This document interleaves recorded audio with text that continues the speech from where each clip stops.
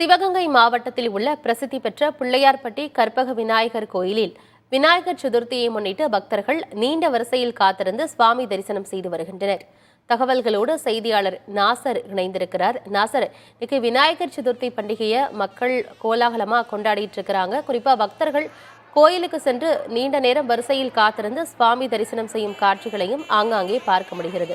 நீங்க இருக்கும் பகுதியில என்ன நிலவரம்? அங்கு விநாயகர் சதுர்த்தி பண்டிகையை மக்கள் இந்த அளவுக்கு உற்சாகமா கொண்டாடுறாங்க? ஆனந்தி, நாம் இப்ப நின்று கொண்டிருக்கிறது சிவகங்கை மாவட்டம் பிள்ளையார்பட்டியில் உள்ள கற்பக விநாயகர் கோயில் வாசல்ல நின்றுகிட்டு இருக்கோம்.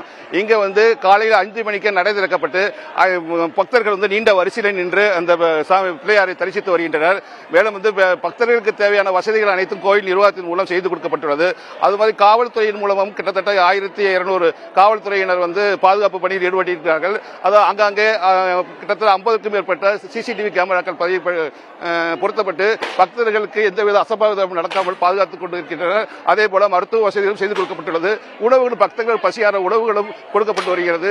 பக்தர்கள் நீண்ட வரிசையை நின்று பாதுகாப்பாக சாமி தரிசனம் செய்து வருகின்றனர். இதற்கான காவல்துறையினர் முழுமையான ஏற்பாடுகளை செய்து வருகின்றனர். சற்று நேரத்தில் கோயிலின் எதிர்ப்புறம் உள்ள தீர்த்தவாரி அந்த குளத்தில் தீர்த்தவாரி நிகழ்ச்சி நடைபெறுகிறது. இதான முத்தாய்ப்பான நிகழ்ச்சியாக பார்க்கப்படுகிறது.